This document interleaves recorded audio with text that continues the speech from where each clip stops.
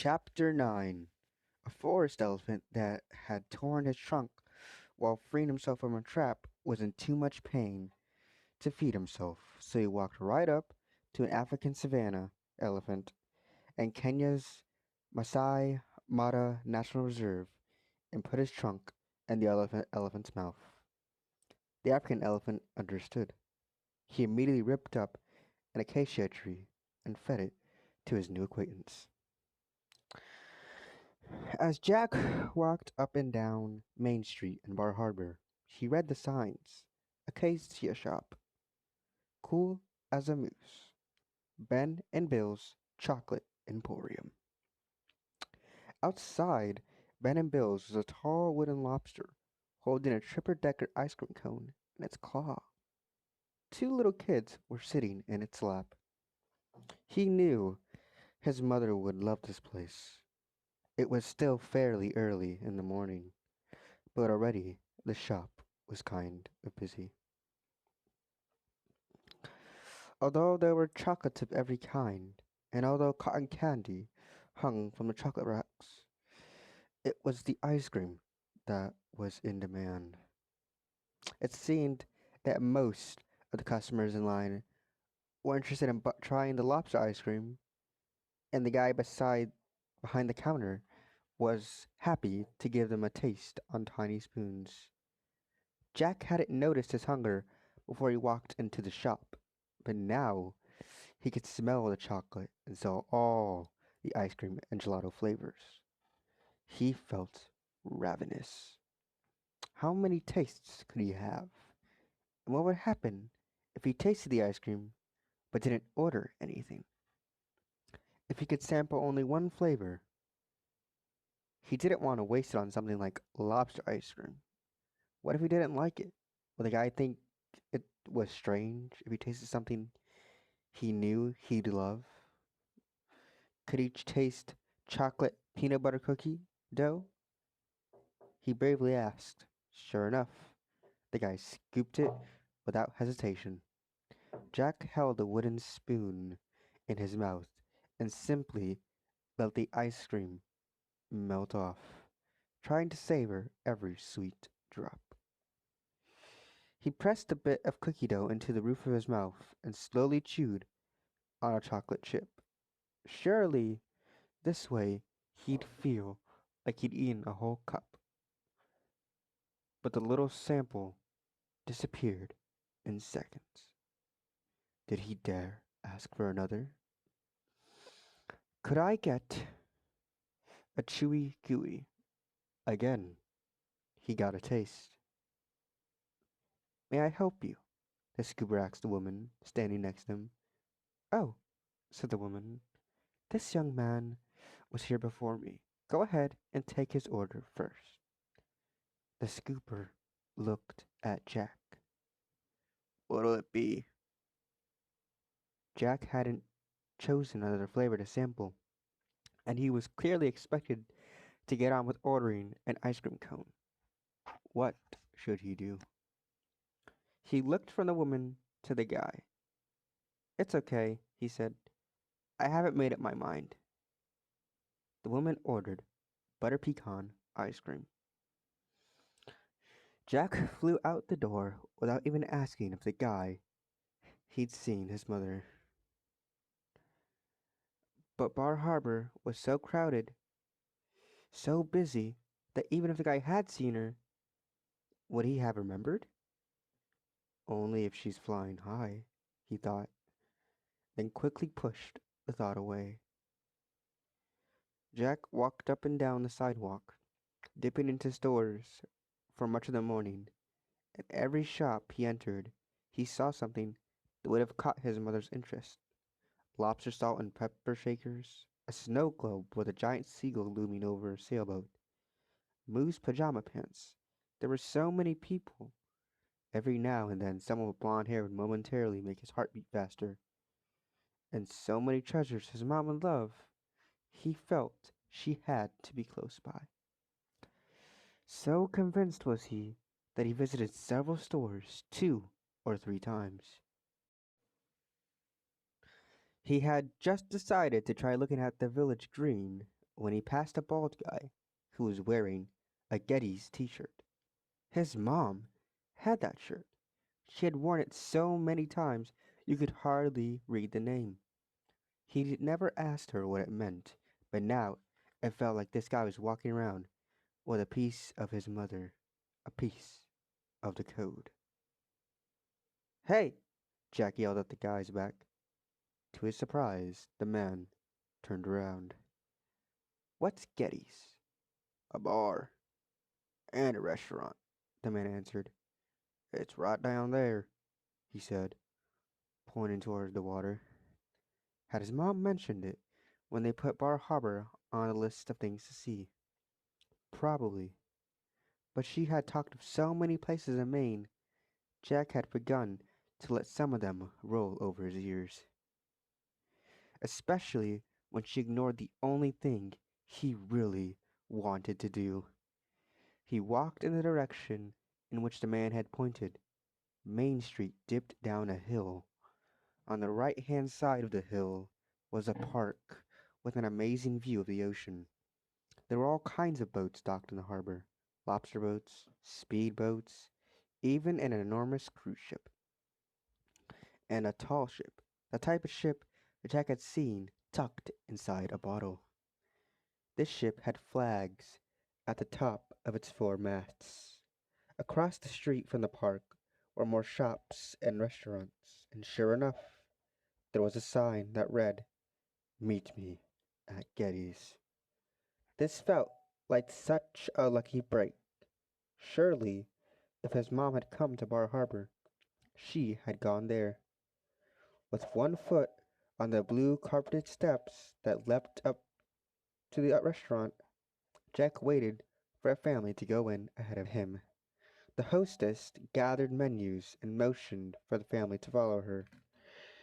And when they'd all turned away, Jack slipped past the hostess stand and headed up to the oval bar that stood smack in the center of a very long room.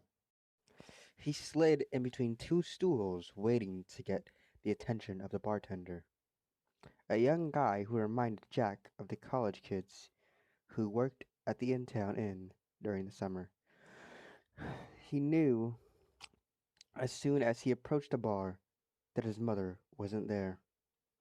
Maybe it was the quiet or the seeming dimness that had nothing at all to do with the red lights that glowed above the bar.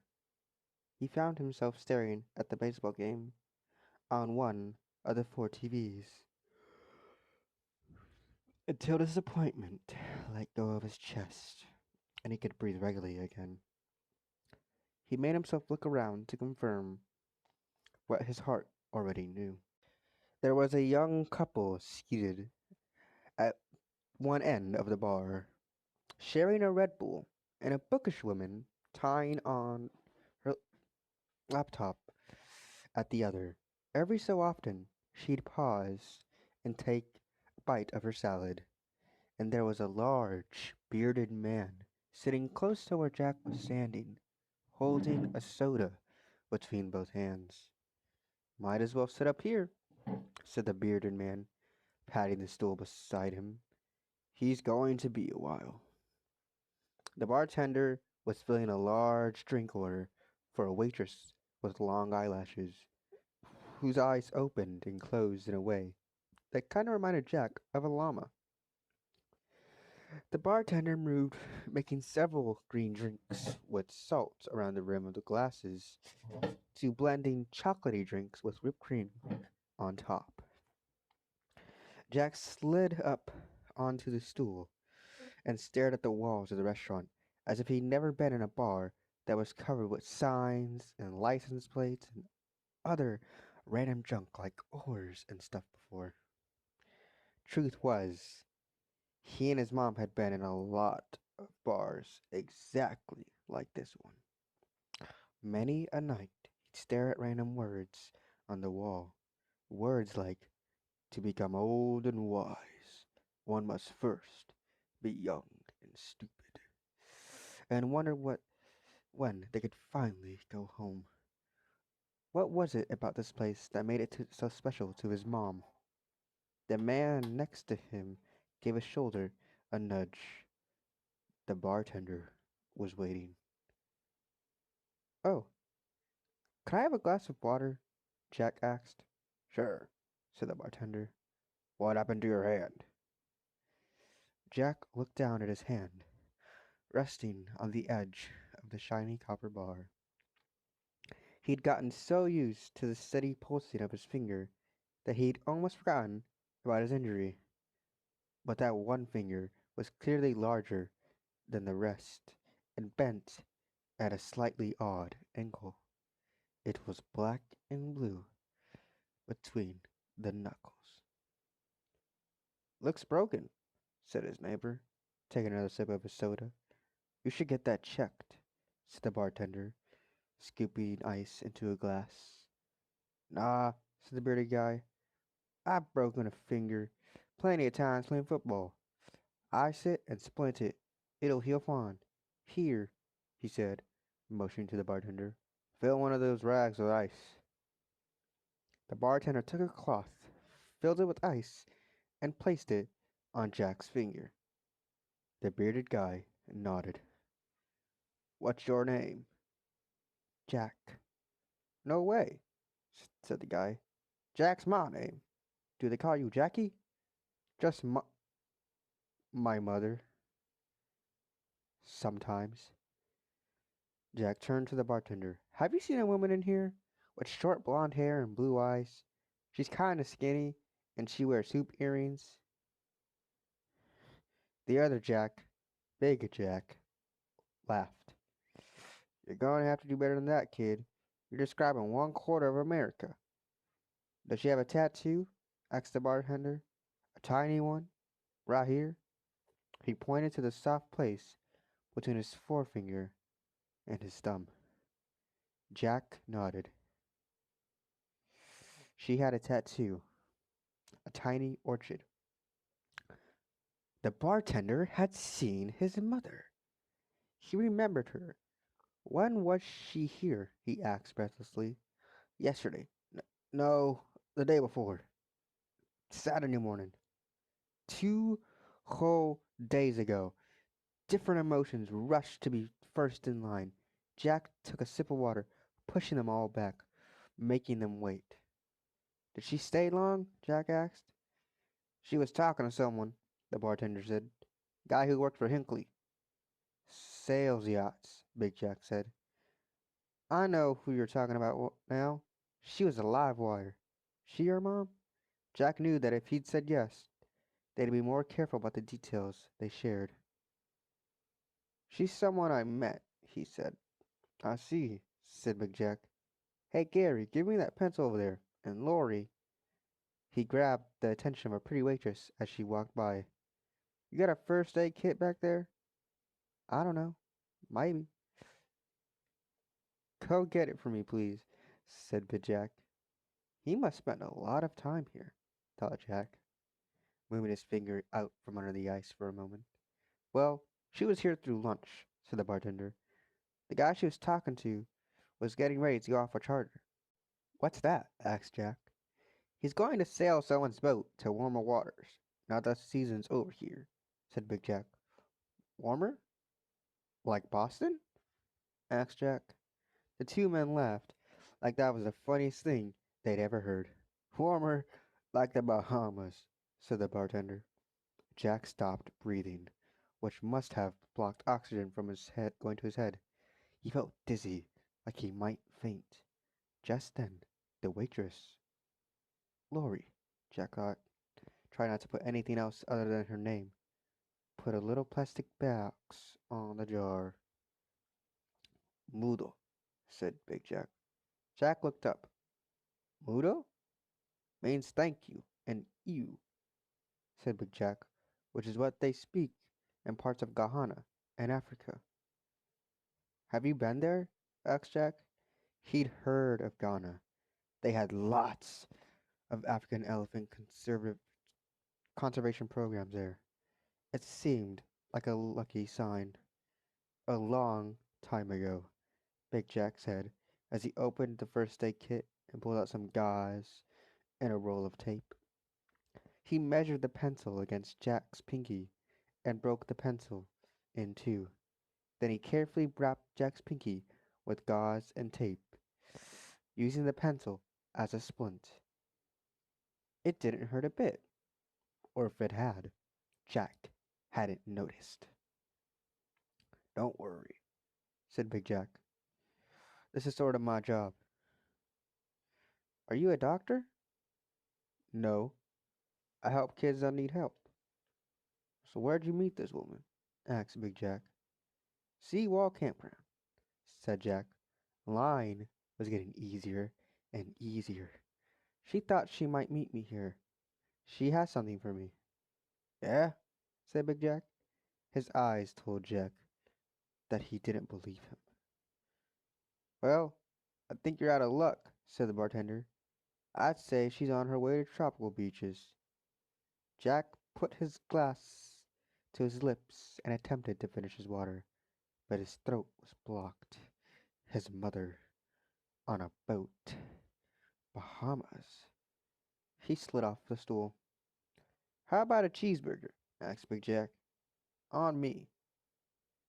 Jack knew he should take this man up on the offer, knew he should get something to eat, and maybe figure out a way to explain his predicament.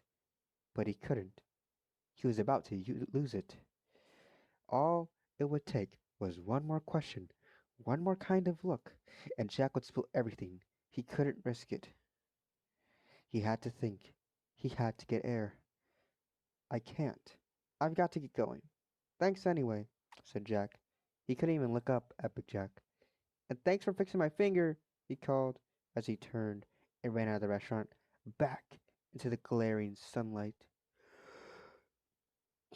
The street was overflowing with couples and families enjoying their last day here on the island. Only none of them was an island. They had each other, holding hands, laughing, pointing things out to one another.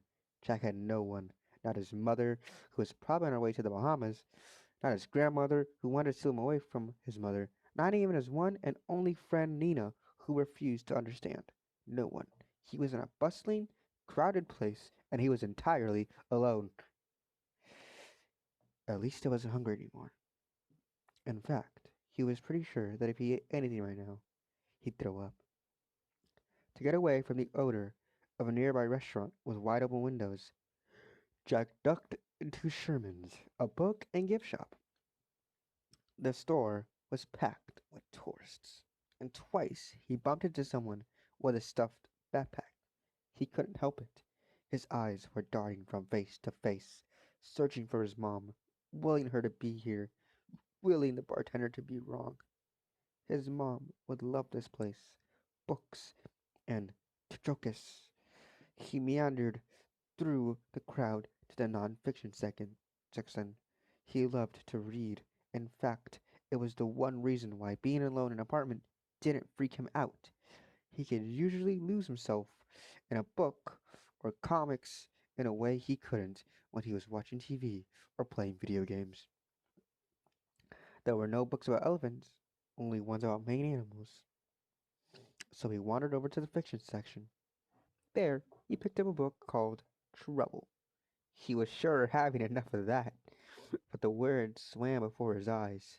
He snapped it shut and placed it on the shelf. From the book section, he squeezed his way toward the shelves that held toys.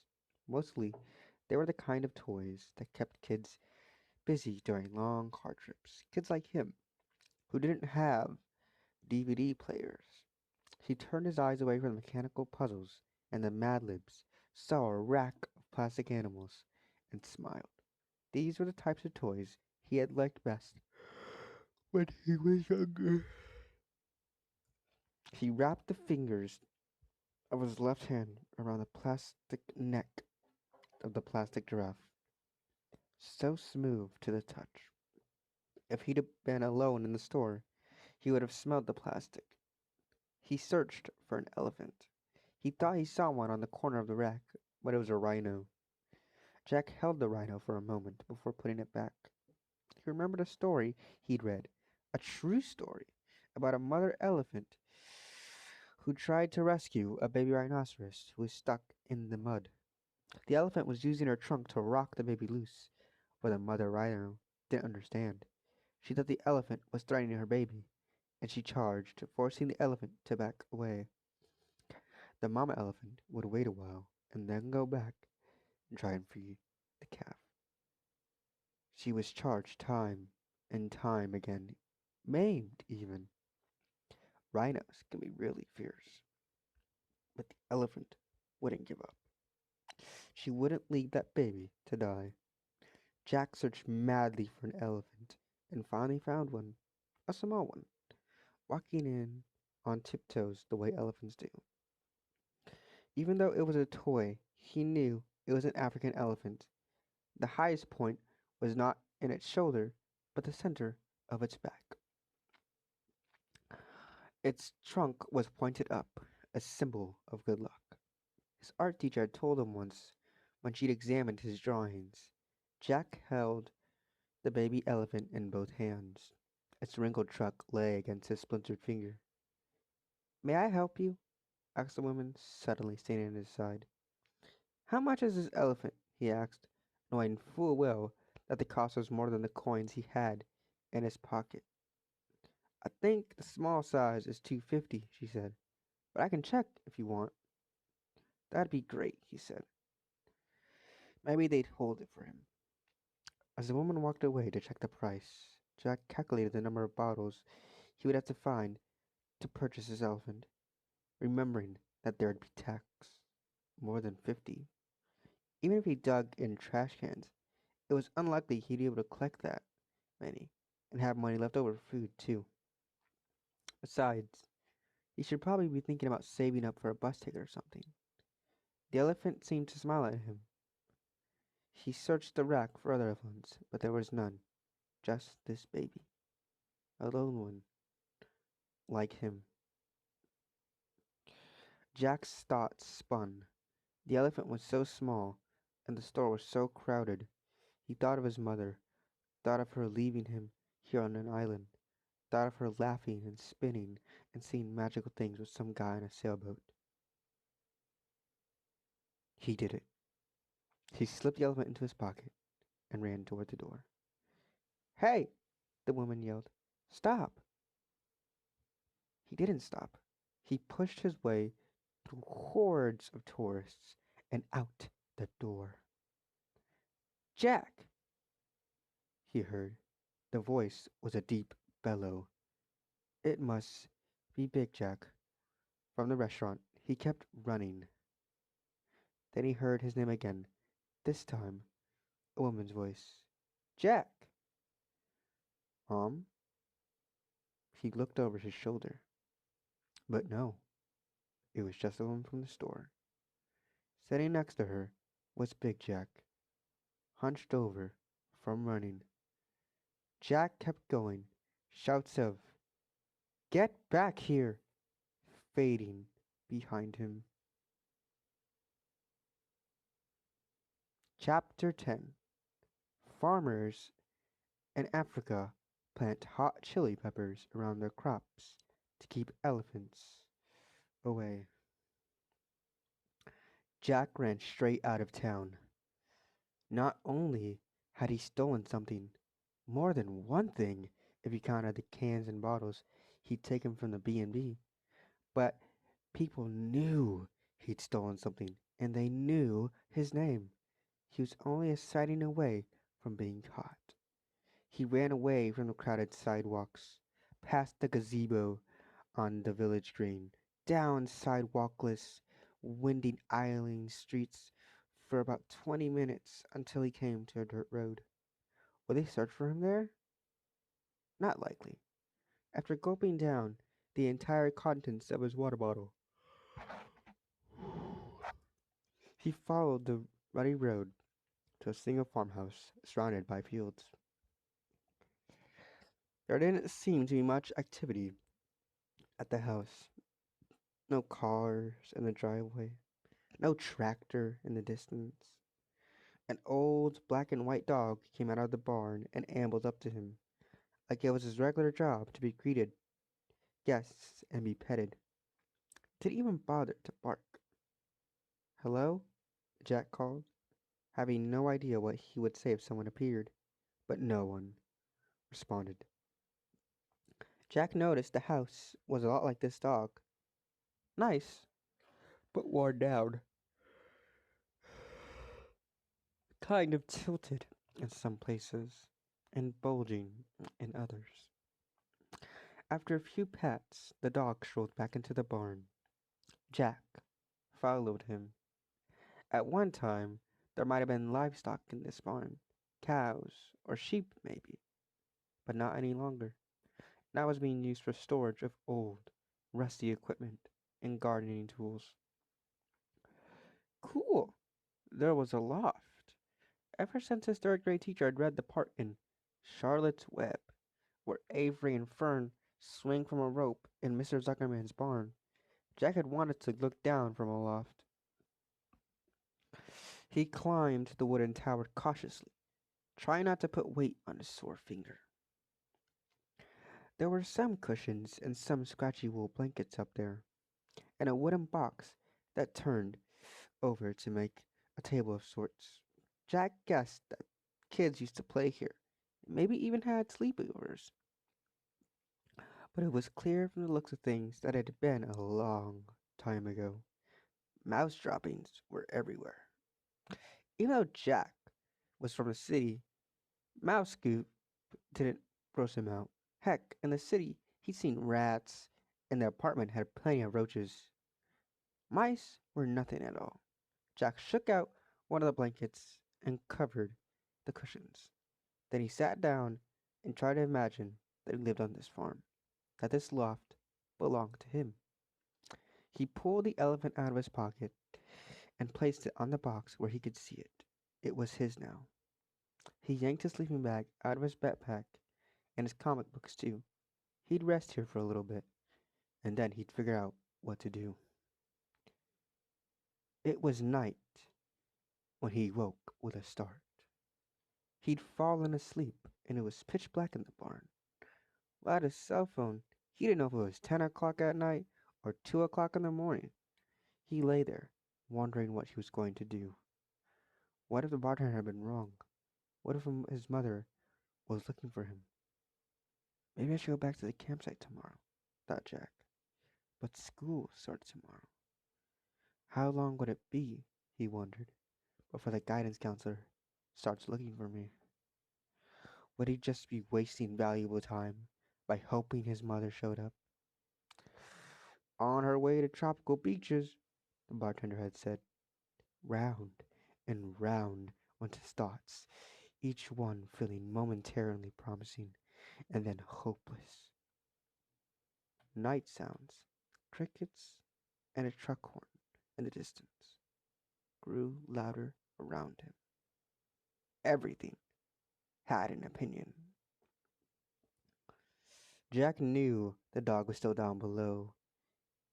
He could hear its tags jangling as it scratched itself. Too bad dogs can't climb ladders, he thought. He would have liked the old dog stretched out beside him. For a moment he contemplated getting down from the loft and sleeping with the dog. But the cushions were comfortable, and he felt so very tired. That's what worry did to Jack, made him incredibly tired. Tired the way his mom always was after the spinning times. She'd come home and crawl into bed, close the shades, and pull up the covers, and that's where Jack would find her for days, sometimes even weeks, after a spinning time. Tired like that, he closed his eyes and fell back to sleep. When he woke again, sunlight was sliding through all the cracks in the walls, giving the barn a sort of comfortable, cozy feeling. Until that is, he remembered that today was the day his vacation was officially over. Then nothing felt comfortable. The cushions were lumpy. His mouth was dry. It felt like the mice had made a nest in it while he slept. And he was hungry. Boy, was he hungry. He hadn't eaten anything but a bag of trail mix and 2 tastes of ice cream yesterday. I'm on a farm, he thought as he left his stuff, all but his empty water bottle that is, and climbed down the ladder. There has to be a garden, right? After all, the barn was full of gardening tools, and if there was a garden, surely there would be a hose for watering the garden. He didn't know which would taste better right now, a big, crunchy carrot or a mouthful of cool, running water. He'd find something to eat, and then he'd figure out a plan. Not knowing that the farm family had returned, he pushed the barn door open a crack. He and the dog slipped through. Then he moved around to the side of the barn where he couldn't be seen from the house. There it was, the garden. He could see a scarecrow in the back field not far from where he stood. Only problem was, he'd have no place to hide while picking. Anyone looking out the back window would see him. He went around the front to see if a car had come in during the night. Mist was rising, hovering just above the fields with hay bales. Across the road, and not a car in sight. Not on the dirt road that had led him here. Not in the driveway either. Maybe the owners had gone away for the long weekend. Even country people needed a vacation, right? Jack guessed it would be safe to help himself to a vegetable or two. Heck, he thought as he walked around back through the dew-soaked grass to the garden. The vegetables are just going to waste if these people aren't here to pick them. A net, held up by tall poles, surrounded the garden to keep away deer? But Jack spotted a place where the netting could be untied, and the garden entered. He was barely through when he spotted a ripe tomato calling his name. The skin was warm from the morning sun, and he held it to his nose for a moment before biting into it like it was a big old apple or juicy plum. Seeds squirted out, dripping down his cheek. He reached for another. So, you think you can just help yourself to my tomatoes? Jack jumped, using his forearm to wipe the evidence off his chin. He hadn't heard the woman approach, but there she was, not more than a few feet from him, standing closely in her black rubber boots and straw hat. Glancing around, he noticed sheets on a line on the side of the house opposite to the barn. There was a basket on the ground beneath them. She must have been hanging the wash. Of course, she'd seen him. Sorry, he stammered. The tomato. It's just. Where are you from? She said, swatting a fly away from her face. I was running down your road. Training. Where did that come from? Jack had never trained for anything in his life. Though he had thought about going out for football now that he was going to be in 6th grade this fall. She was staring at his splinted finger, which was looking pretty dirty already. Why aren't you in school today? She asked. Or is this one of those years where you don't start until the day after Labor Day? He nodded, having no idea whether the kids and maid were back today or not. You ate from the pantry row, she said. Pantry row? Don't you garden? Jack shook his head. Well, then, you wouldn't know. We're encouraged to plant one row of vegetables for the food pantry. That way, those in need can have fresh vegetables, not just hamburger helper. Sorry, he said again, as the woman sized him up. Tell you what, she said. I can't drive any longer. Stubborn son took my car, so I have no way to get these vegetables into town. If you'll pick this row and take 'em up to the pantry, I'll let you bring some home for your family. That way, I get my vegetables harvested before the frost, and you'll get to do more training. Heavy lifting, she said, trying not to smile. No way, Jack thought. He didn't need to be gardening and running errands for some old lady he didn't even know. He had a mother to find. He glanced off into the woods, considering bolting, but his stuff, it was still up in the loft. And what would she do if he ran? Would she know he was lying about nearby? About school? Would she be suspicious enough to call the police? He looked down at the garden. There were green beans dangling right next to the ripe tomatoes.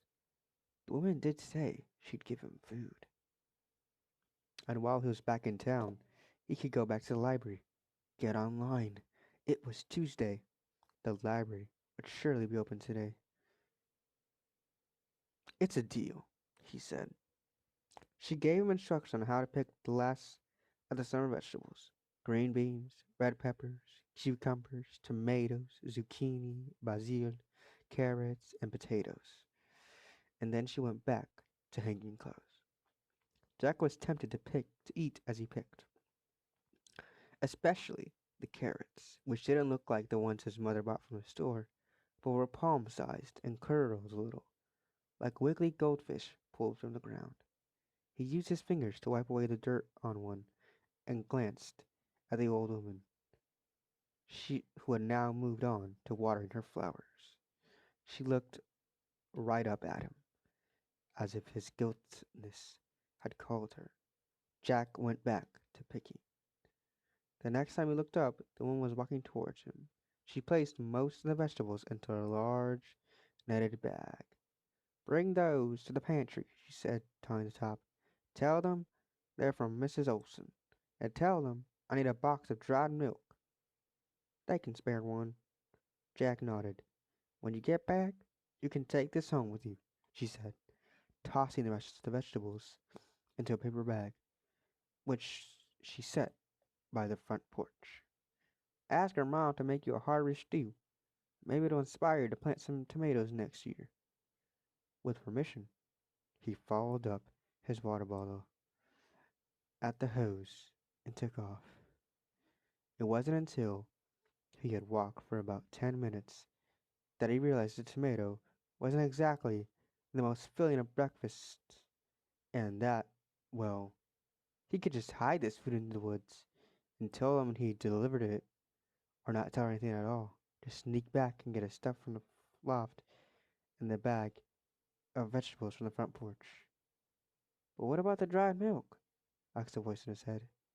He remembered that woman's half smile. I was just what ifing, he answered. He wasn't going to take these vegetables. He didn't have to steal this time. She was giving him food. No, he was working for food. But boy, was he hungry. Really hungry. Suddenly, something new occurred to him. This food he was carrying? It was for people who couldn't afford to buy food. He couldn't buy food. It was for people like him. He thought about the homeless people that he recognized in Jamaica Plain, the woman who sat outside the laundromat and sometimes asked passerbys to brush her hair, and the man who was dressed in a suit, a ratty suit, but still he always wore it high, and even offered to write a poem for $1. Once Jack had paid him, and the man had written this: We all wear bifocals, some invisible. When looking down, remember to look up. The view might be clearer, and vice versa. How had these people ended up so needy? Were they living comfortably one day and on the street the next? And now he was one of them. No food and no money to buy it. That being the case, the people at the food pantry wouldn't mind if he ate just one carrot. Just one. So he did. One fresh, wiggly carrot. And walking along, chopping on that carrot, trying to make it last as long as he could, he realized two more things. One, he had no idea where the food pantry was located. And two, he was heading right back into Bar Harbor, the place where just yesterday he'd run from. Chapter 11. Elephant bulls leave their mothers and the rest of the cow herd at around 12 years of age and wander solo.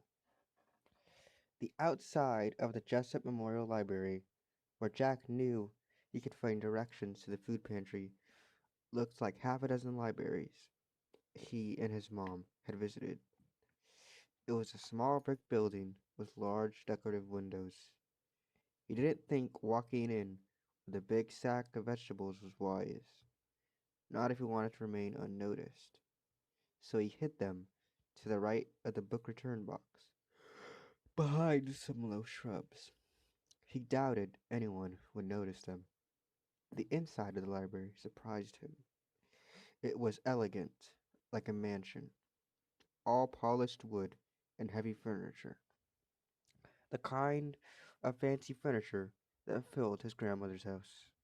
The ceilings were high, way high, with massive chandeliers. I must stick out like my sore pinky, he thought, looking down at the mess of a bandage. It was tattered and covered with dirt from the garden, and so loose he could easily slip it off, which he did, tucking it into his pocket. No use bringing more attention to himself. There were a few old people in the main room, and one family with little kids heading into the children's room, but no kids his age. Of course not. They were all back in school. But that was okay. He was from Massachusetts, and school might start later there, or heck, his mom could have kept him out of school for the vacation. He tried to act as cool as possible when he approached the librarian. "Excuse me." She looked up. "Hi, I'm visiting from Massachusetts, and I was wondering, aren't you lucky? Kids in Maine went back to school today." He smiled and nodded. "Are there is there a computer I can use?" She looked as if he just presented her with an insurmountable problem. "Well, normally you have to have a letter signed by your parent," she said. He waited, trusting she'd give in. "Oh, I don't think it could hurt," she said, moving from the back of the desk to the front. "Follow me. I'll log you on." Jack followed the librarian down the stairs to her small room with more book stacks and 3 computers. "There isn't room for all of our books upstairs, but we can't bear to part with them. We call this room our treasure trove," she said. Jack glanced at some of the tiles that had been considered too precious to let go of while she leaned over and logged them on. When she left, Jack slipped into the chair and typed Rebecca Martle. It took him longer than usual because his big, fat pinky kept hitting the wrong keys. He figured that Big Jack and the bartender were right, that his mom was on her way to the Bahamas, but he still wanted to put his mind at ease, to know for sure she hadn't been hurt or arrested. He began to read the entries, several of which he'd seen before. There was a lawyer in Washington, D.C., named Rebecca Martell, and a real estate broker in Iowa. He skipped ahead a few pages, making sure that her name wasn't in the news. It wasn't, and the muscles in his neck and shoulders relaxed. Then he clicked on his mom's U page, wondering if she had access to a computer, and if so, whether if she was making entries or leaving messages on other people's pages, on his page. He couldn't look while the page was loading. Instead, he glanced over at the woman at the next computer, who was typing with a baby in her lap. A pacifier popped out of the baby's mouth and rolled onto the floor. The mother leaned over, picked up the pacifier, sucked on it herself, and then slid it back into the baby's mouth. He made himself look at the page. Not a trace of recent activity anywhere. He clicked on his own new page. A message would say so much that she'd been thinking about him, that she knew he'd be smart enough to get a computer. It might even tell him when she was thinking, or at the very least, what he should do next. Nothing. Jack's throat dried up. He took a swig of water from the bottle he was carrying, hoping he wouldn't get in trouble for drinking in the library. Maybe it was better that his mom hadn't written. Leaving a note would mean that she wasn't spinning, but was rational in making decisions. Decisions like, I'll write Jack a note. Decisions like, I'm going to leave Jack in Maine. Don't be stupid, he said to himself. She wouldn't decide that. It was like an elephant he stole yesterday. Right now, it was sitting on the box in the barn. He had no intention of leaving it there. That elephant was special. It was like it was meant to belong to him. But something could happen, right? Something could prevent him from going back to get it. Miss Olson could discover his things and call the police, who would arrest him when he returned. Or maybe the woman from the gift shop would be standing right there on the sidewalk when he walked out of the library, and she'd grab him. Then Jack would have to leave the elephant. These things happened. Thinking about the elephant, his elephant, made him feel anxious. He wished he had put it in his pocket when he woke up. A message screen popped up on his Z page. It was Nina. Nina, how come you're not in school? Jack, how come you're not in school? Nina, I am. I'm hanging out in the computer lab. Jack, Bingham will kill you if he sees you on U page. Nina, first day of school, he'll go easy. Answer my question. Jack, long story. Nina, once upon a time, Jack laughed. He was always saying long story, and she was always getting him to talk. This time, he didn't know what to say. He began tentatively. We decided to stay a while longer. Your mom's letting you skip again? Yeah, you know her. So everything's okay? More than anything, he wished he could tell Nina, could get her to help him figure things out. But he couldn't tell anyone this time, not even his best friend. Jack. Course. Nina. Hey, did you see the elephant? Nina had been with Jack when he discovered that there was actually an elephant in Maine. An elephant right off the Maine Pike, the road they'd taken north. The elephant's name was Lydia. It was what he and his mother had argued about. Nah, my mom wasn't feeling well. That summed up a lot, and was probably true. Is your mom with you now? Affirmative. She isn't, is she? Jack. Gotta go. Talk to you soon. Jack closed the screen before Nina could say anything else.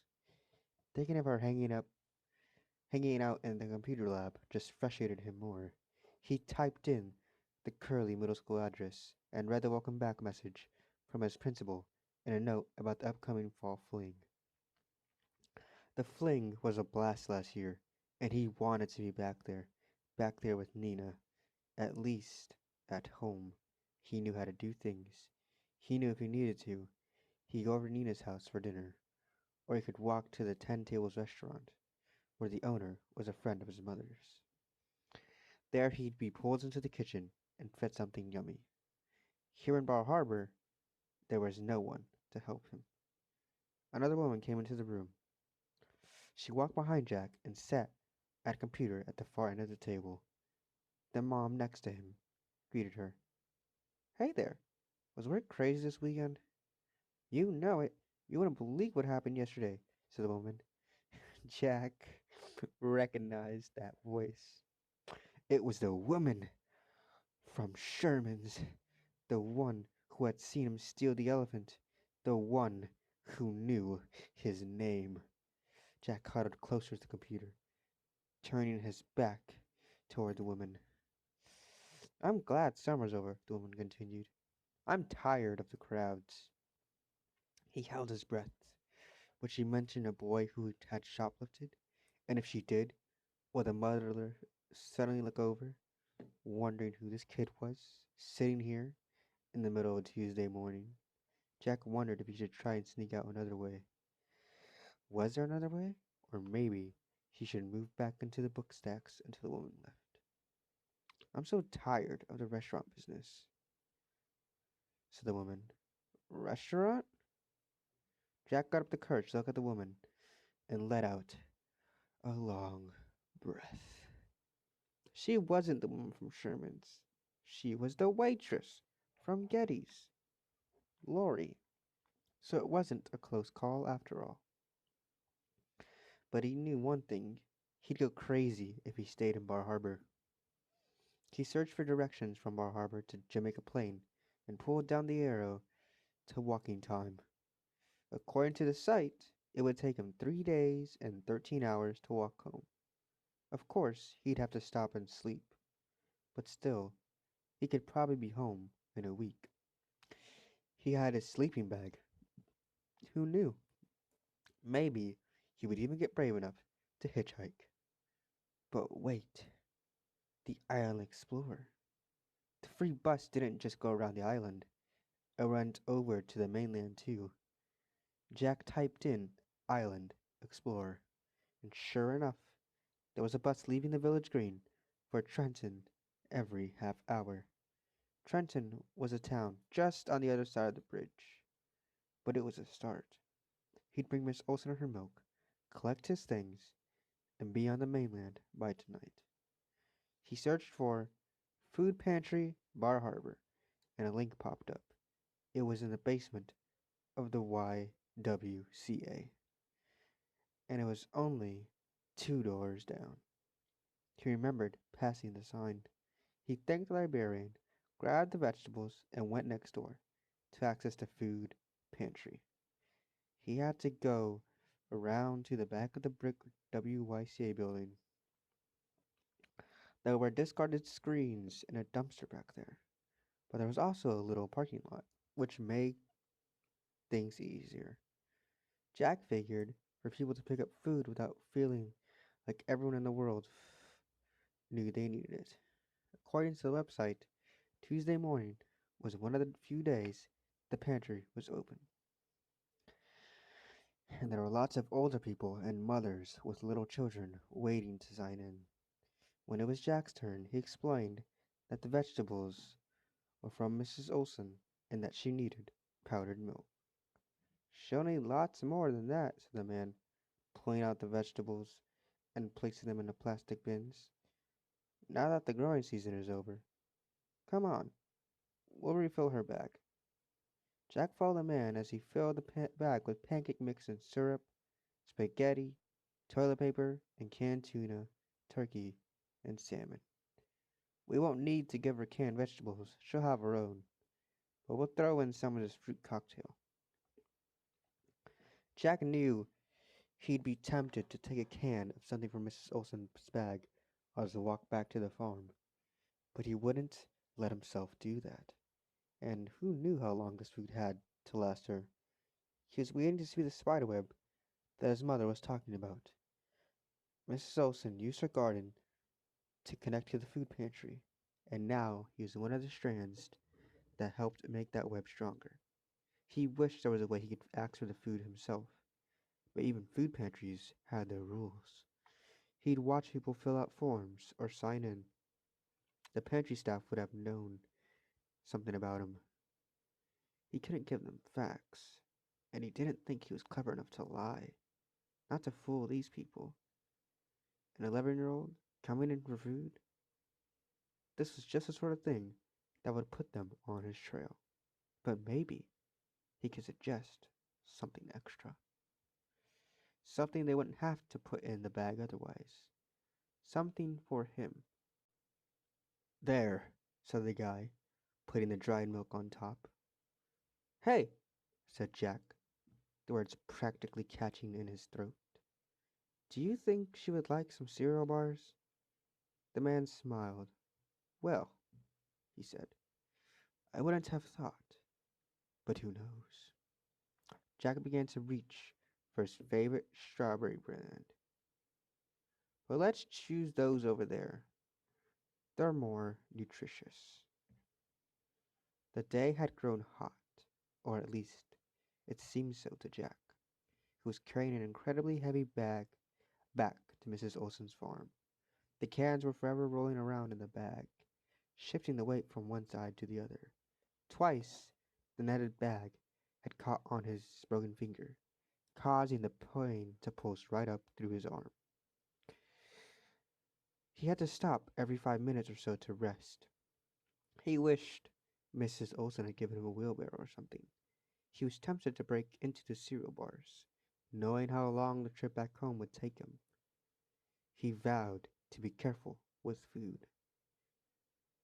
He would wait until he was back at the farm. He couldn't wait to see Mrs. Olson's face when he gave her this bag. He felt like Santa delivering a sack of presents. But before going to the door, he snuck into the barn. He dropped the bag and grabbed a box of cereal bars, then climbed into the loft. There, he devoured one bar in 4 bites. A few crumbs remained in the package. He remembered an elephant his mom once told him about. He was captive, but each day put aside put aside a little of his grain for a mouse to eat. Jack made a little mound with the crumbs on the spot where he had slept. He dumped the 5 remaining bars into his backpack. He hid the cardboard box under the wooden table and placed the toy elephant securely in his pocket. On Mrs. Olson's doorstep was his bag of vegetables with a little note that said, "Thank you." Jack rang her doorbell, eager to show all he had brought, but she didn't answer. Maybe she wasn't home, but he suspected otherwise. He suspected it was something else that kept her from opening the door. A kind of pride, maybe. Jack picked up his vegetables, threw on his backpack, and started his 248-mile walk home. Chapter 12. Riddle. How do you know if an elephant is hiding in your refrigerator? Answer. There are footprints in the butter. As the bus traveled to the mainland, Jack read the schedule and tried to decide on the best place to get off.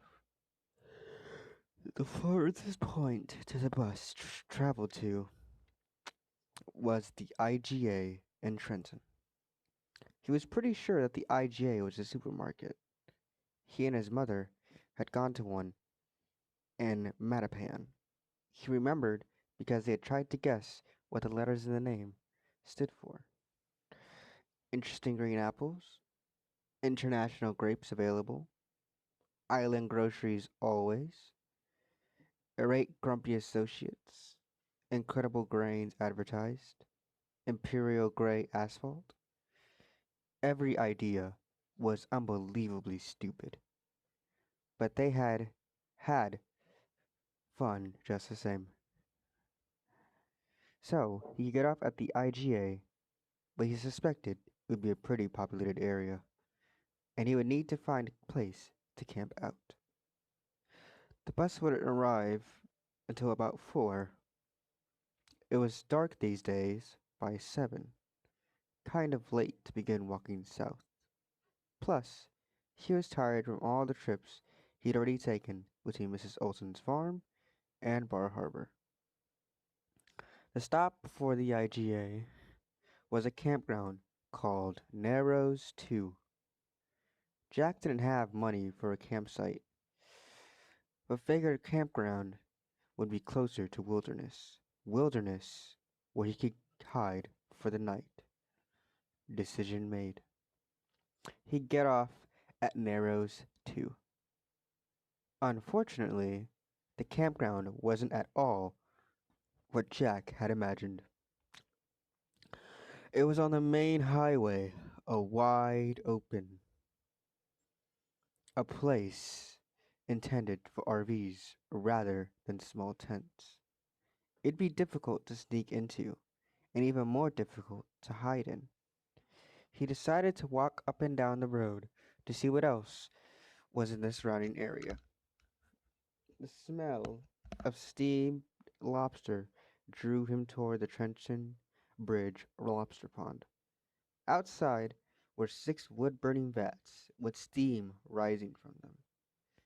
Oh, how he wished he could have a plate of steamed mussels or lobster right now. He could taste the warm butter and tender meat. Or a roll, even just a roll.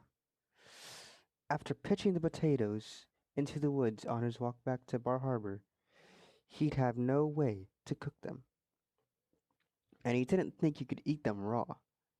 Jack had finished a green pepper and another cereal bar, but these didn't satisfy him after so much walking and carrying. He wished he were a mangy dog right now that could crawl under one of those outdoor picnic tables and beg for scraps. Maybe he should have kept the potatoes. He probably could have bartered for something. Would they have thought it cute if he offered to trade some homegrown potatoes for a lobster roll? It seemed like every decision he made had good consequences. His bag was lighter and bad. He had nothing to offer anyone else. He'd have to do a better job of thinking things through. While standing there, taking in the torturous smells, Jack began reading the license plates of the cars parked off to the side. It was an old habit. Since his mom did so much driving, she played the license plate game over and over again. She's seen all 50 states 3 times now. Not many people could claim to have seen a Hawaiian plate 3 times. Well, okay, if you lived in Hawaii, you could. Jack's favorite was the one from Tennessee. It had an elephant on it. There wasn't a single main plate in this parking lot. There were 2 cars from Connecticut, a minivan from New Jersey, and a pickup truck from Massachusetts. Massachusetts? He looked around as if the faces of the people going in and out could reveal their state identity. What if the driver of the pickup was heading south? He could ride with them. He could be home tonight. He imagined the conversation in his head. Hey, on your way south? Me too. Would you mind giving me a ride? He was being stupid. No one was going to willingly transport a kid without his parents' permission. They'd guess he's a runaway. They'd call DSS in a nanosecond. Still, it was an idea that was hard to let go of. Jack went inside the lobster shack, allowing the screen door to slam behind him. It was a friendly place, with mint green walls and bright red benches. Fishing nets cradling colorful glass balls and starfish hung from the ceiling. There was a chips rack right next to the door, what Jack wouldn't do for a bag of salt and vinegar chips. And he hung back by the rack to see if he could figure anything out. In the dining room to his left was a couple, probably in their 80s. Jack guessed seated at a table, waiting for the order. At the table next to theirs were an Asian mother and daughter, speaking a language Jack couldn't understand. A woman with curly gray hair was standing at the counter, placing an order, asking if they had traditional lobster roll. A teenage girl with braces tried to answer politely, but she was clearly confused by what the woman meant. Ours is the traditional, said another woman in an apron, probably the owner of the lobster pond. Everyone ate lobster salad on bread before the hot dog bun became popular. Jack took a deep breath, and walked over to the older couple like it was the most natural thing in the world, and asked, "Excuse me, are you from Massachusetts?" "What's that?" asked the older man, squinting at Jack. "Are you from Massachusetts? I noticed I noticed a truck outside with mass plates." "I'm from Jamaica Plain," Jack said. "Melrose," said the woman, leaning toward Jack. "North of Boston," said the man. "About 4.5 hours from." "These for here?" the girl behind the counter interrupted. "Come again?" asked the woman. The girl repeated the question. This time the woman understood. "Oh, no, we're going to take them back with us," she said, preparing to leave. Take them back. They were going home. Home to Massachusetts. He had to think fast. "Have a good trip," he called, and hurried outside. Vehicles had begun to park directly in front of the lobster pond, but he knew exactly which truck belonged to the older couple. It was the gray Silverado, parked on the side. He brushed by a family with young children and went directly to the truck, acting as if it belonged to him, as if he decided to wait for his parents or his grandparents outside. The truck was fairly high off the ground and had one of those extended cabs with little seats in the back. Could he hide back there? Think, Jack. Don't be too quick this time. They have lobsters. They'd put them behind their seats. They'd see him when they did. Besides, he could clearly see that the cab was locked. The bed. He glanced at the other parked vehicles to make sure no one was seated inside and watching him. All were empty. Then he stepped right on the truck's bumper and took a good look in the back. There were lots of wood chips and a crumpled tarp. Could he hide beneath the tarp? Would they see him if then? And what if they did? What would he do? He'd run.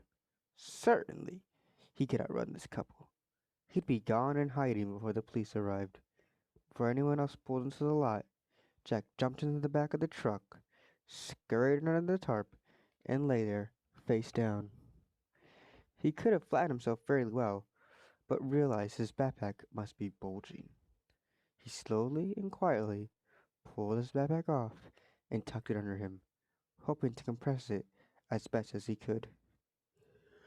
He thought of putting his sleeping bag out, but that would make running away, if he had to, harder. Jack's heart was beating so loudly, he was thankful the couple was hard of hearing. Certainly, anyone else could hear the bang, bang, bang coming from his chest, or his breathing, which sounded as if he'd just run a marathon. Voices. There was some good natured shouting and laughing. He was sure it was the Massachusetts couple. He heard the cab open, the front seat snap as it lurched forward, presumably so they could put the lobsters in the back of the cab, and then the engine start up. He had done it. He hadn't been seen. He didn't know if the couple had glanced in the back of the truck, but he did know that he was undiscovered. He'd be back in his own state in 4 hours. Of course, he wouldn't be in Jamaica Plain, but he would be sure of a whole lot closer. His stomach rumbled, and then he realized that he had left the bag of vegetables under the picnic table. But it didn't matter. He'd be home, having a can of ravioli. He hadn't found his mom, but this was the next best thing. Jack knew that the truck would travel for some time on smaller, bumpy roads, and that then eventually they'd be on the main turnpike. Speeding along the highway at 65 miles per hour would be cold. At that point, Jack told himself, he could take out a sleeping bag and wrap himself up in it. It wasn't likely they'd hear him then. So he was surprised when the truck seemed to be driving on a very bumpy road. Maybe it just feels bumpier when you're in the back, he thought. Or maybe they knew a shortcut, which would be cool. The truck came to a stop. Were they at a gas station? Were they picking up other supplies or souvenirs before riding back? He listened to both doors opening and shutting. Then he heard the slamming of a screen door twice. He made himself stay still for a moment or two. When he was certain that the couple was out of sight, Jack slowly lifted his head and peeked out from under the tarp. All he could see were trees. He sat up farther. Ahead of him was a cottage, clearly a summer home, because the little house was shaded and because the sunset was not far off. Lights snapped on. Jack could see the couple moving around in the kitchen, preparing to eat their lobsters. No, it couldn't be. He crawled out of the truck and looked around. There was nothing. No streetlights, no shops, no major roads, hardly any neighbors. We'll take them back had not meant we'll take them back to Massachusetts. It had meant we'll take them back to our summer place, our place in the boondocks here in Maine. Jack felt like he might throw up. He crouched to keep his stomach from revolting. He was certainly way off track now. He figured they had been driving for 20 minutes. That would take at least 3 hours to walk. He had no idea where he was, no idea how to get back. He doubted there was a library or internet connection for miles. He supposed he could just start walking, but he was tired and hungry, and he left the vegetables behind. He sat down and ripped open a cereal bar, trying to think of what to do next. Tears ran down his cheeks. He couldn't help it. He was trying so hard to be smart, to figure things out. He remembered something his mom had said on their way up to Maine. I can't do everything for you, Jack. I know you didn't get the mother of your dreams. So what? That's why you have to be smarter than most boys, more independent. They had been arguing. She had gotten increasingly agitated. Jack couldn't think about it now. He got up and took a look around. He'd make something up if the couple saw him. How he came to borrow a cup of sugar or something. There were no outbuildings near this cottage, no barn or garage or shack.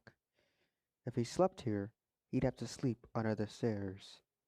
Just him and the sleeping bag. The ground would be cold. He wished over the old days, and he could just knock on the door and ask if they had a bed he could sleep in. A bed. That was it. He'd sleep in the truck bed tonight. He'd have to wake up early and hide, though. Maybe hide back under the tarp and hope the couple drove back to Trenton or Ellsworth or some other town on Jack's route.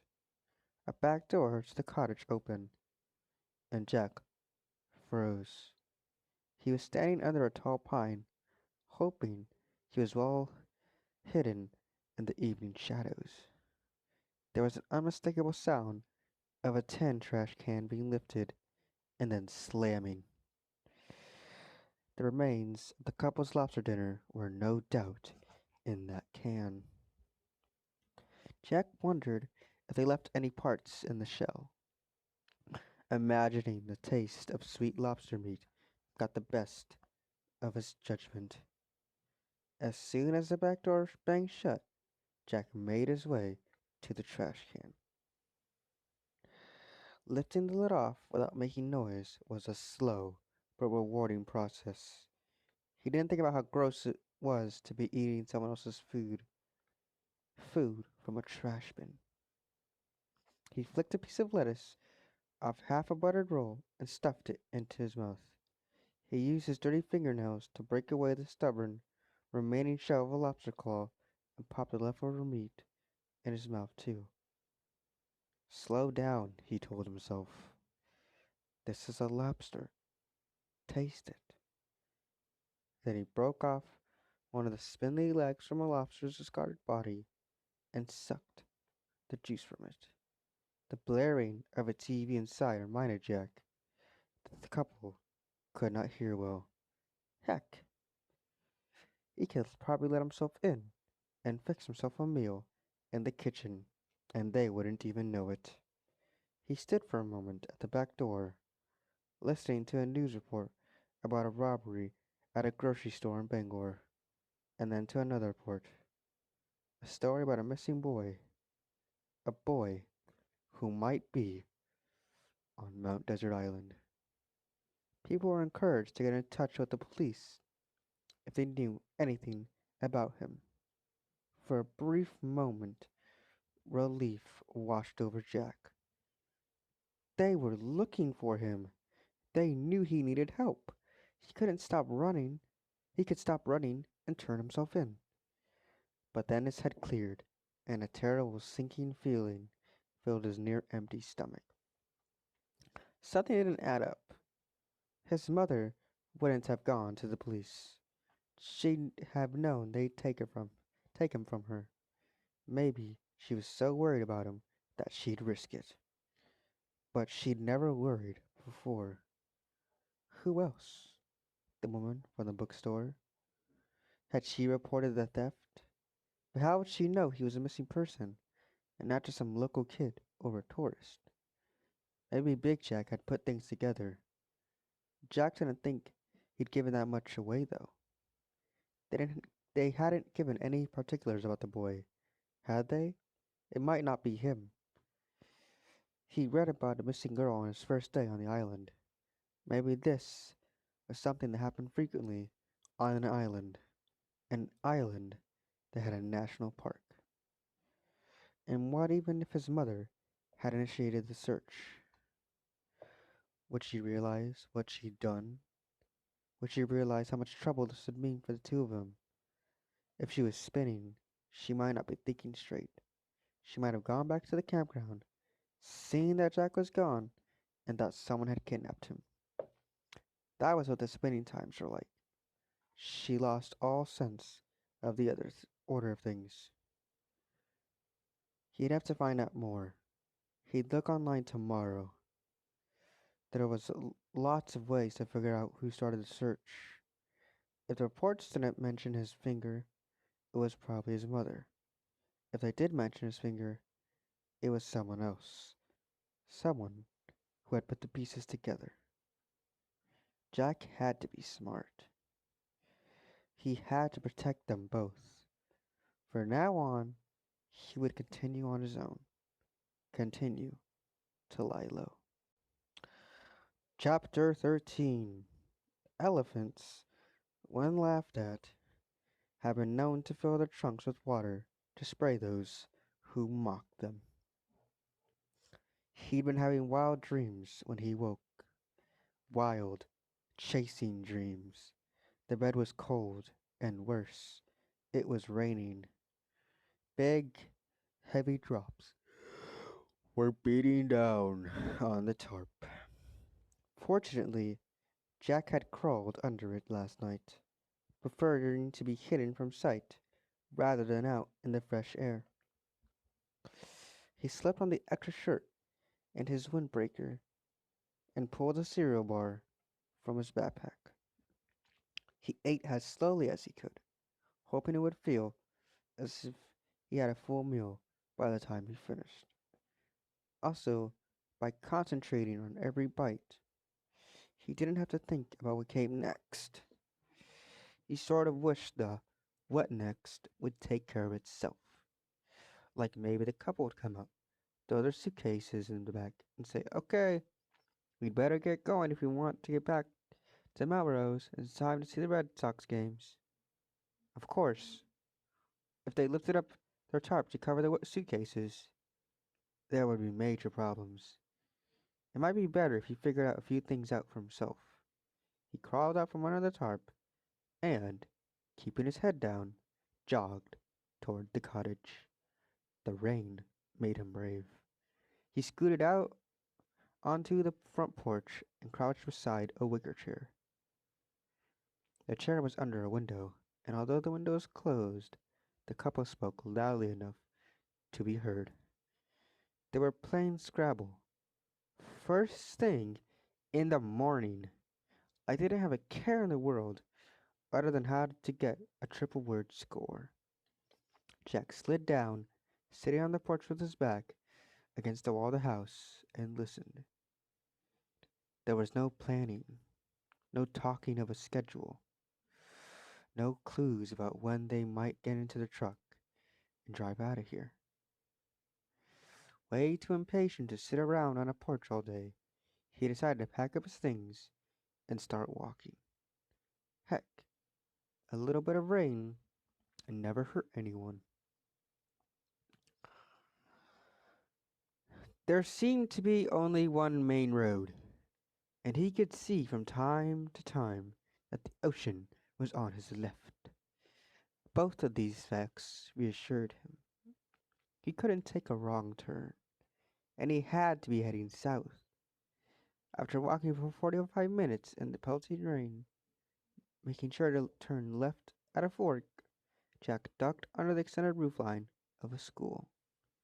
A plaque told him that it was the Lemoyne Consolidated School, which probably meant that he was in the town of Lemoyne. Wherever that was, he was drenched. Are you going in, sir? Asked the woman, who had rushed up and was now closing her umbrella. She said it in that voice teachers use when they're temporarily out to lunch. No, no, I don't go to school here. I was just getting out of the rain. Where do you go to school? If you don't go here. I go to school in, she started to say, Massachusetts, but stopped himself. What if she had seen another news story about the missing boy? What if they had said that boy was from Massachusetts? He'd already told the librarian as much, he remembered. I mean, I used to go to school, but now I'm homeschooled. Then what are you doing out here, soaked like a wash rag? He left his left hand folded around the little elephant in his pocket. It gave him comfort. It gave him courage. I returned some supplies we borrowed, he said, and then, for effect, pointed to his backpack. Wow, he should be a spy or something when he grew up. He was becoming a professional liar. Well, you'd better get on home then. This rain isn't going to stop any time soon. She entered the school. Jack nodded, though the woman hadn't even waited for a response, and headed back down the road.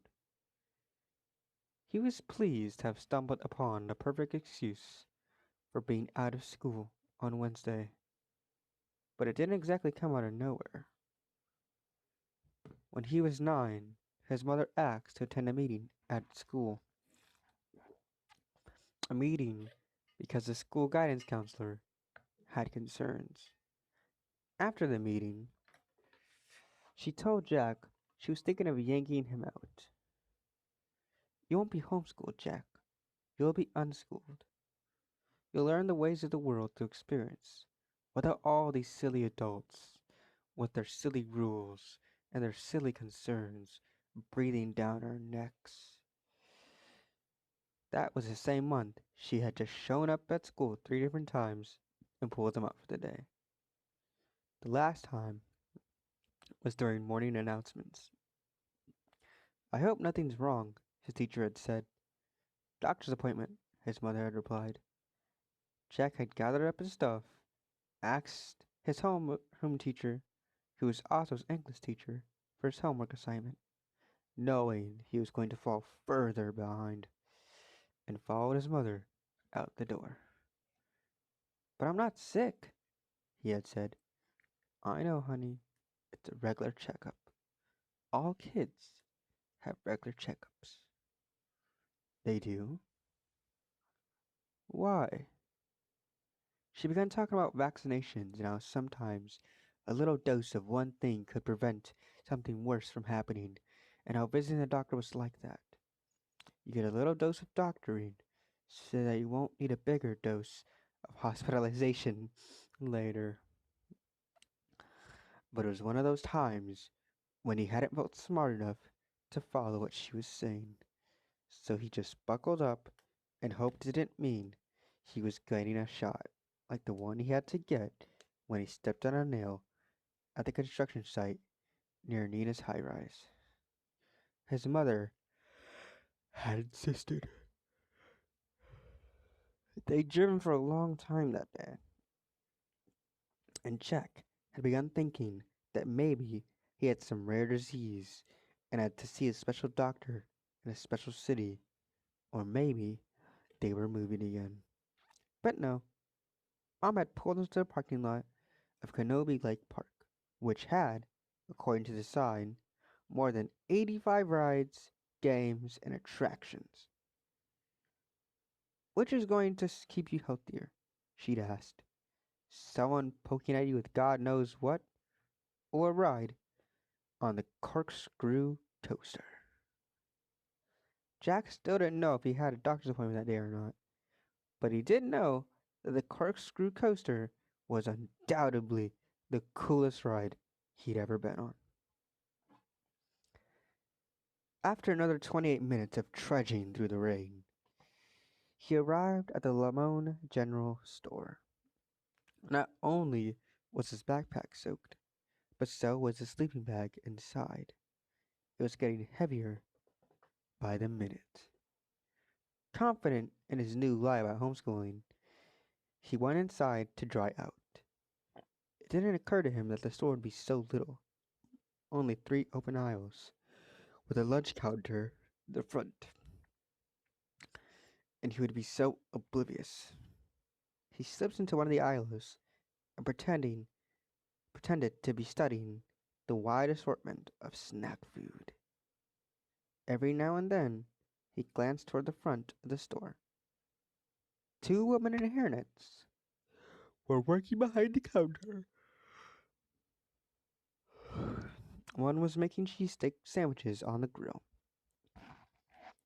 The other was at the register, cashing out a man who was wearing a t-shirt that read, "The way life should be." 2 men sat at the counter, waiting for their lunch. "What is it you're looking for, kid?" asked one of the guys at the counter. The man was about 40, Jack guessed, dressed in grungy, paint-splattered clothes. Even though his face and his voice were ragged, his eyes were smiling. "Just looking," said Jack. He involuntarily shivered as he said this. "Shouldn't you be in school?" asked the second guy, a younger guy. Maybe the first one's son. His clothes were also covered in paint, but whose eyes were definitely less kind. "Homeschooled," Jack said, trying to muster up some authority in his voice.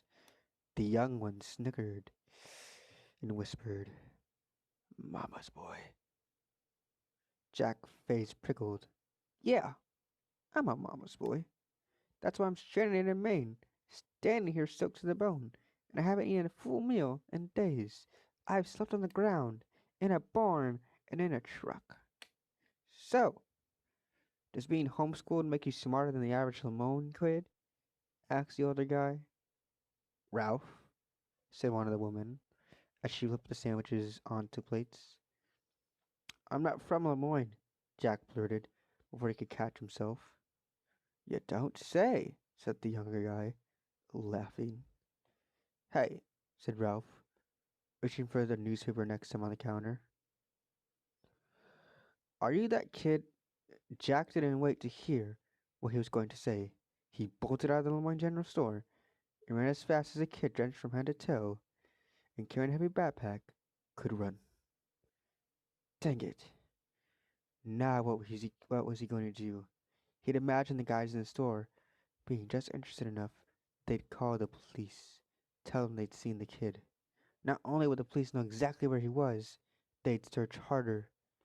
How was he going to walk south with the police looking for him? For the next hour, there were woods on both sides of the road. Jack walked as close to the tree line as he could, ducking into the trees whenever a car approached. Because of the rain, cars had their headlights on, so he could see them approaching, hopefully before they caught sight of him. At one point, he passed a sand pit with rusty metal sculptures lining the road. There were Jesus fish, flat angels with thin lips and triangle noses, cutouts of men and women holding hands, of Jesus touching the finger of a man, and signs that said love, peace, and justice in giant letters. But there was also several hand-painted signs with runny letters that reminded Jack of blood. Signs that read, "No trespassing. Violators will be prosecuted." He ran on that stretch of road until all the sculptures and all the words felt far behind him. Finally, this road merged with a busier road, one with fewer trees and more businesses. There were auto parts stores, paint stores, and shoe stores. Maybe, Jack thought, it was better to be in a crowded place. He couldn't call attention to himself. By this time, his bare legs felt so cold from the constant rain, he could hardly feel them, except, that is, for the place where his shorts were rubbing against them, making them red and irritated. He'd choose another place to go in and dry off, some place that would have lots of people so that maybe he wouldn't be noticed, some place that didn't sell newspapers. Up ahead was a building that looked more like a camp lodge than a store. The sign below the green metal roof read, LL Bean Outlet. Framing the door were kayaks that reminded Jack of Lifesavers candies, especially the orange and yellow striped ones. No one goes to Maine without shopping at LL Bean, his mother had said when they were making their list. Why would everyone want to go to an outdoor sports store? He wondered. Now here he was. Only this store didn't look like the store in the picture his mom had showed him. There was no giant boot out front either. This must be a baby LL Bean. At the front of the store was a rack of bikes and some sports accessories like compasses and water bottles. But the rest of the store was in a field of clothes. Clothes and tourists carrying canvas shopping bags instead of pushing carts. It wasn't until Jack had woven his way through the mob, keeping his head down and apologizing over and over for his bulky backpack, that he saw a smattering of camp furniture in the corner. He imagined himself stretching out on the futon and taking a nap. Yeah, right. How long would it take for someone to recognize him as the kid on the news? Jack had learned his lesson. He needed to rest and dry off. But he'd have to remain hidden this time. It didn't take long to come up with a perfect plan. He went to a rack of boys' clothes and grabbed a striped shirt and an LL Bean sweatshirt. He hunted for shorts or pants, but they didn't seem to have any of those near today. At least, not anywhere he was standing. so he grabbed a bathing suit instead. Then he went into one of the men's dressing rooms, where the walls, benches, and doors were pine wood. It was the last dressing room before the handicapped one. He locked the door and slipped out of his wet clothes and into the woods he gathered. The shirt was huge, but it didn't matter. He wasn't going to take these clothes. He was just going to borrow them for a while. After setting the elephant on the bench, he hung his own clothes up on the metal hooks to dry. Finally, he stretched out on the wooden bench and pulled out his comic books, but the pages were stuck together and ripped at the slightest touch. Practically pulp. He pulled out. He pulled the big shirt over his still cold legs. He ate a cereal bar. These bars that the man at the food pantry had been picking out were filling, but boy, was he getting sick of this one nutty, raisiny flavor. Every now and again, someone would knock and he'd say, "I'm in here," and they'd pop into another stall. For a long time, he just sat there, listening to sounds of voices nearby. Mostly, there were the voices of women telling their husband or their son if something looked right. He smiled as he thought of what his own mother would say about his new outfit. Didn't matter. He was finally warm. He kept thinking, "You should go home now. It's time to put on your own clothes and slip out of here." But he couldn't force himself to move. He picked up his elephant and studied her again. She had these cute folds of skin on her breastbone. Skin she was meant to grow into, he guessed. He thought he should name her. First, he thought of the obvious names: Ellie, Ella, Dumbo. Whoever came up with that name didn't really know elephants. Horton, Lydia, like the one here in Maine, the one who had started everything with him and his mom. No, he wouldn't name her Lydia. He tried to think of other elephant names from real life, from circuses or elephant sanctuaries. He'd only seen one elephant, and he didn't remember her name. Maybe he'd never known it.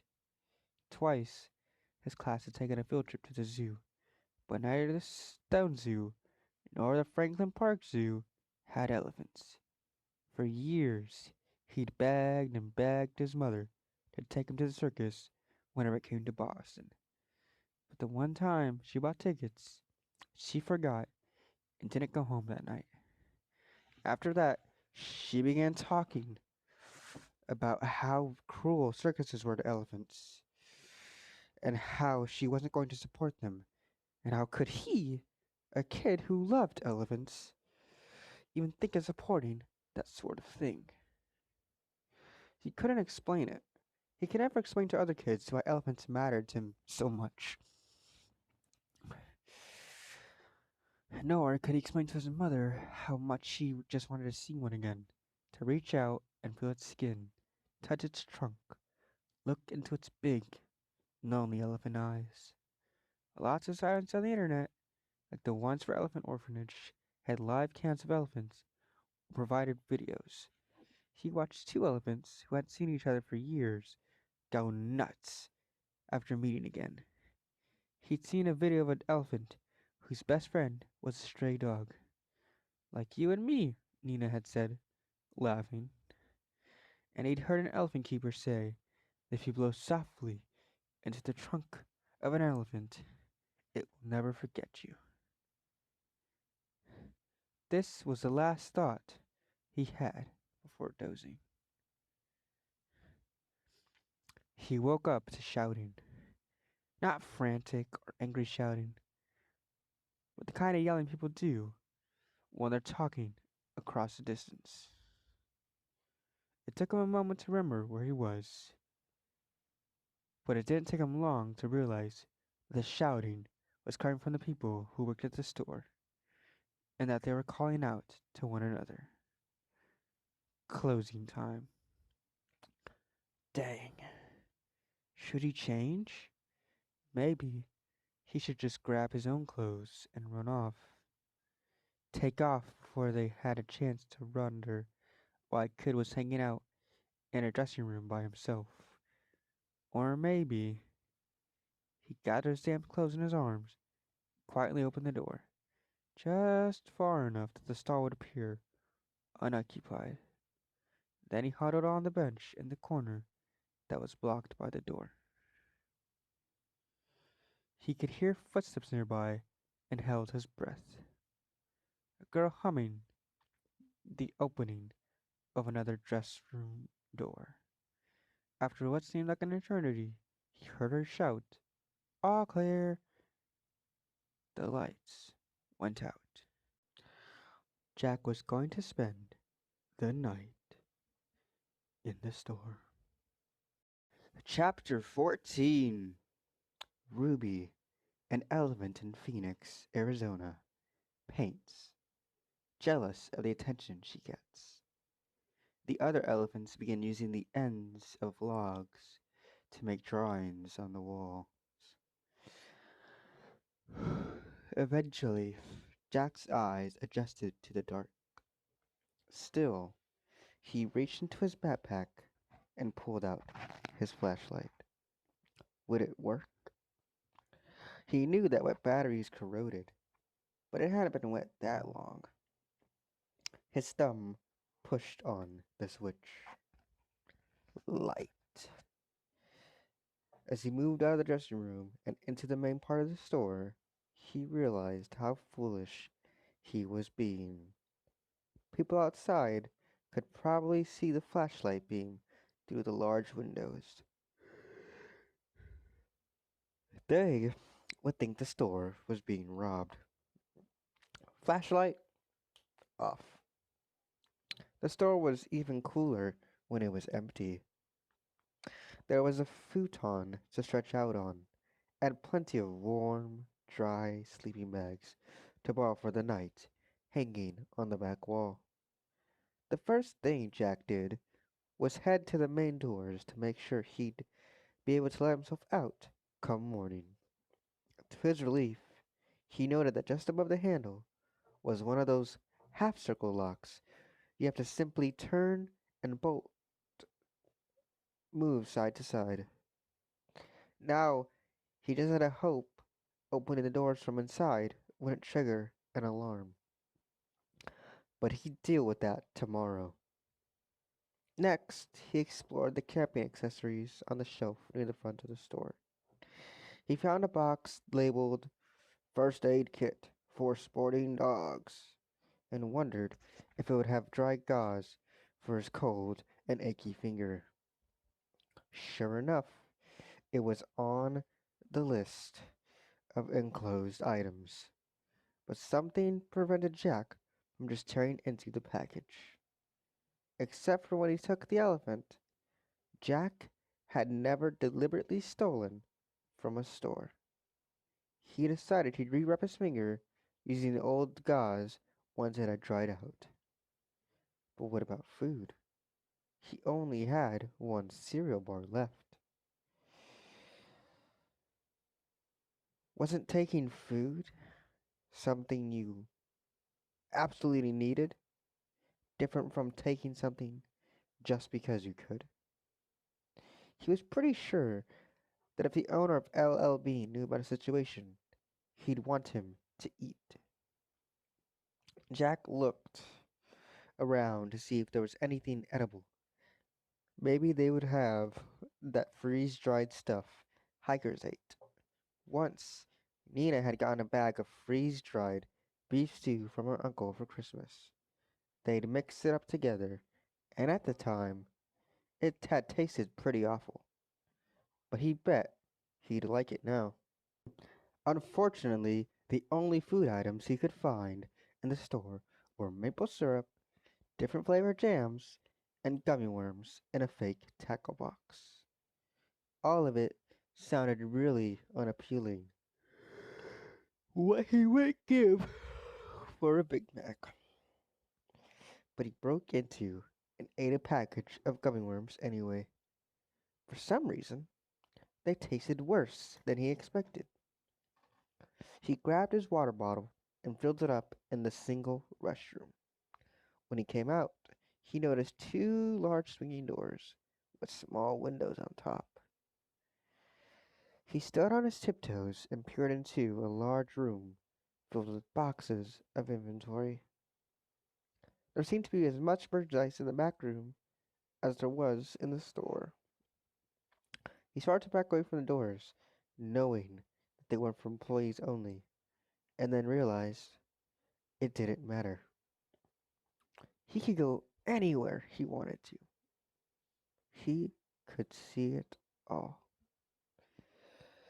He pushed cautiously on the right hand door. He was entering a forbidden world. Shelves were lined with boxes of sunglasses, fishing rods, and wading boots.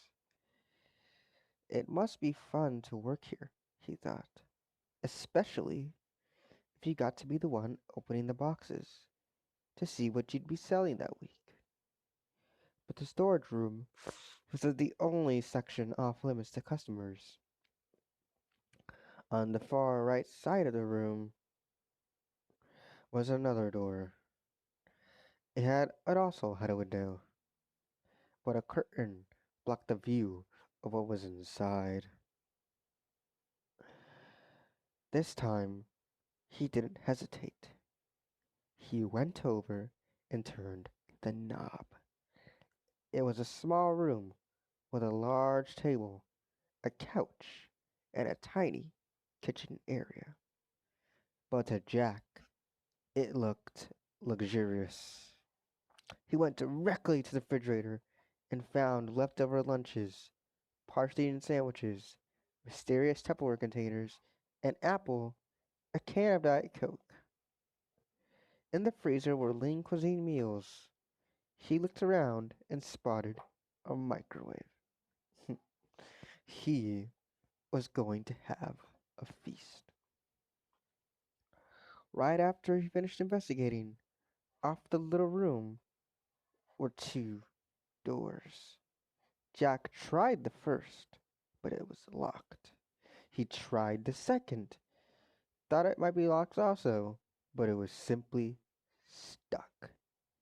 With a little extra push, the door swung open to reveal a small office.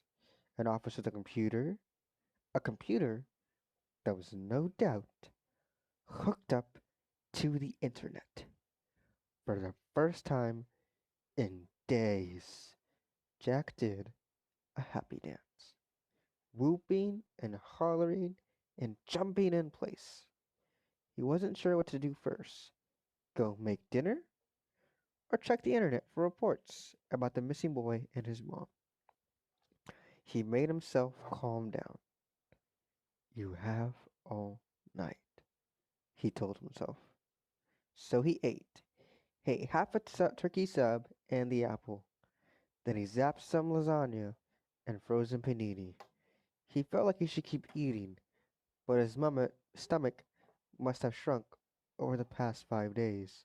One more bite and he would barf for sure. He stretched out on the couch for a while to give his stomach a break. And that's when he saw it, a small TV hanging from the wall above him. He located the remote control between two cushions on the couch and turned it on. For the first few moments, he was content to watch reruns of The Simpsons, and then he realized the news was probably on. Maybe he'd catch the story about the missing boy. He switched channels, but stories about fighting in countries he'd hardly heard of made him impatient. Jack turned off the TV and went into the office to use a computer instead. Fortunately, the computer was not password protected. In no time at all, he was checking with his U page, no messages from Mina. Weird. and his mom's. Still no cyber signs of her. So he held his breath and searched for missing boy, Maine. He was dying to know if the reports were about him, and if so, who had gone to the police. His picture came up immediately on a Bangor news website. Not only was it his picture staring back at him, but it had the word play written across his chest. He clicked on it to watch a video of the actual broadcast. He watched it 3 times in freaky kind of amazement. His grandmother, had got a call from a man en route to the Bahamas, and although she couldn't understand much from the call, she figured that his mother was heading there, and he was not. So she called the only other person she could think of, Nina. Nina had told Graham that he and his mother had been vacationing in Maine, and that Jack hadn't returned for school.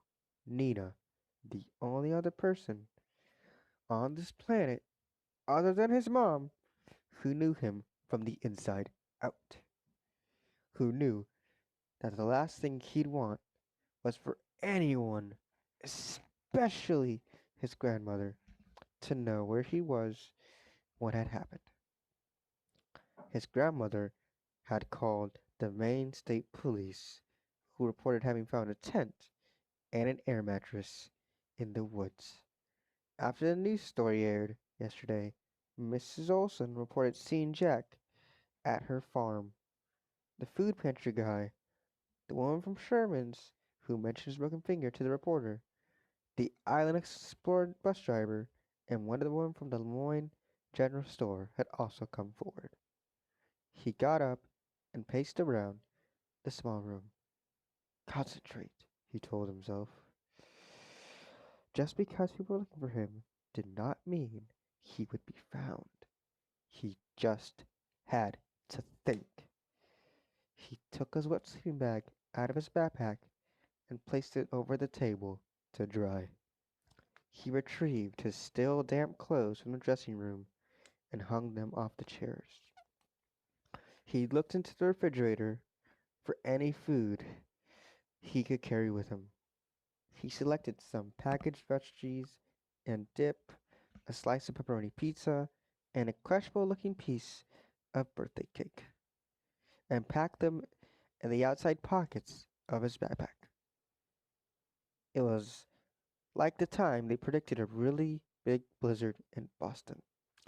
He and his mom went into preparation mode, buying canned goods and water, getting out the candles. He knew he was preparing now. He just didn't know for what. Street lights lit up the store well enough for Jack to see without the flashlight. He grabbed one of the dry sleeping bags, and began to curl up on the couch in the staff room. That's when he noticed it. B.O. His own. Even though he'd been out in the rain all day, he was really beginning to stink. Maybe it was time to take a sponge bath. About 20 scratchy, soapy paper towels later, he crawled into the sleeping bag and turned the TV on. But he didn't hear a word that was spoken. His mind went in circles. He knew that the moment he came out of hiding or was found, his life would change forever. He would no longer live with his mother. He would no longer live 2 buses away from Nina, and maybe no longer even go to Curly Middle School. He thought of Nina. Nina, who should have known that even hinting that his mother wasn't taking good care of him, hinting to his grandmother, of all people, could ruin everything. His thoughts turned to his grandmother. She had looked older. older and worried. But the worried part, that was probably just for show. His mother had told him ever since she was a little girl, his mother had tried to control her. Or her mother had tried to control her. My bad. Tried to destroy her life. She's crazy, Jack, his mother had said. You have to trust me on this. Now, once again, his grandmother was trying to take him away from his mother, and this time she'd probably succeed. It would serve Mom right, Jack thought, but immediately regretted it. He reached for a still unnamed elephant. His mom was spinning, and she couldn't be held responsible for what she did during the spinning times. Maybe he could find a way to get to the Bahamas too. Maybe they could live there, where people wouldn't know anything about them, and wouldn't even consider taking him away from her. They could live in a hut on the beach, catch fish. Maybe after thinking about what she had done, she'd stay on her medication forever. She had promised that before. Still, he thought of getting back on the computer and blasting Nina, but he had heard that people could be traced by their computer activity. Now that he knew they were looking for him, he wouldn't be signing on to his U page again.